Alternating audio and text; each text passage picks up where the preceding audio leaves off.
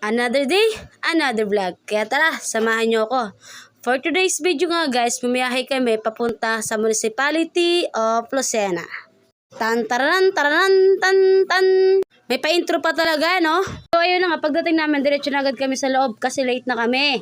Pero nasa loob na kami, tinawag ako ng guard. Sabi, bawal daw pumasok kasi may dala akong tubig. Baka daw kasi magkalat daw sa loob. Siyempre, for the safety na rin, saka para sa cleanness na rin.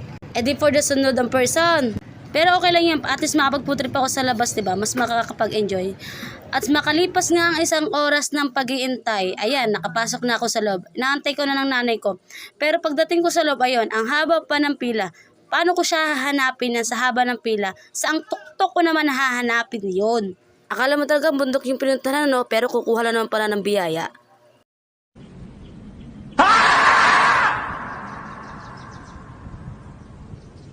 Nang makita na kami ng nanay ko, dumiretso na kami dito sa City Health Office para pa-check up siya. Medyo maaga pa naman kaya pinuntahan na rin namin. Ang adapter nga no, sumakay na kami sa jeep para papunta sa bayan. Pagsaya namin, wala pa masyadong pasahero kaya nag-antay muna kami na mapuno yung jeep. At habang nag-aantay nga na pasahero, ayan, tamang pa-cute lang ako kasamang nanay ko. Tagal na hindi ako masyado nakakalabas ngayon ang oras nakapunta dito sa City Hall.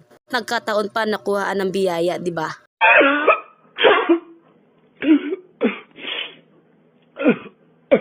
Sobrang tagal nga na paghihintay namin, hindi pa ko na rin kainin yung tinapay na dala ng nanay ko. Dahil patay gutom tayong tao, di ko na inatrasan yun. Basta mahalaga, busog ako.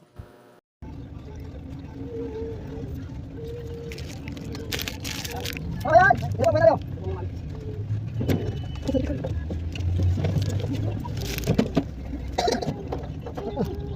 2,000 years later. At nang napuno na nga agad jeep, agad na rin kaming umalis papuntang bayan. At after lang ng ilang minuto, ay nakarating na kami mismo sa bayan. Nagtatanong pa ako sa nanay ko nun kung dito na ba talaga kami bababa o hindi na, baka kasi nagbabago pang isip niya. At nung nakulitan na nga yung nanay ko sa kakatanong ko, bumaba na rin ako. Baka doon pa kami mag-away. At sabi ko nga kanina, ngayon lang ako nakalabas ulit ng aming bahay. Syempre naninibago ulit ako kaya nagtatanong na rin ako, mahirap na yung maligaw, diba? Sabi nga ng iba, mas maganda magtanong kaysa naman magsisikas sa huli. Dumaan pala muna kami sa barbershop para magpagupit ako. Kung nakukuryos kayo sa haircut ko, later na lang siguro yung haircut reveal. Medyo undecided kasi yung naging gupit ko eh. Pero ayos lang, nobody is perfect naman, diba? Kaya okay lang magsisi. Basta wag nang uulitin. Nung natapos na nga ako magpagupit, ngayon pumunta naman tayo sa palengke ng bayan. Bibili kasi kami ng pagkain para mamayang hapon. Nagchat kasi yung tao doon sa bahay, sabi bumili daw kami ng ulam at saka bigas. Kaya kahit pagod na kami at hilong-hilo na, okay lang, bibili pa rin kami. Mahirap na bungangaan sa bahay. At kami rin naman na mahihirapan para bumili. At nung natapos na kayo bumili lahat ng pangangailangan namin, dumiretso na rin kami doon sa terminal na sakayan papuntang Talaw-Talaw. Ay mali, papunta pa ng Dalahican.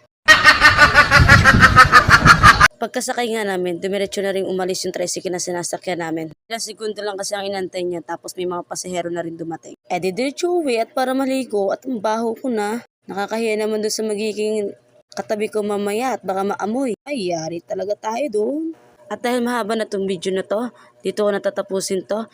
Like, comment, and share, and subscribe to our YouTube channel for more videos to come. Peace out.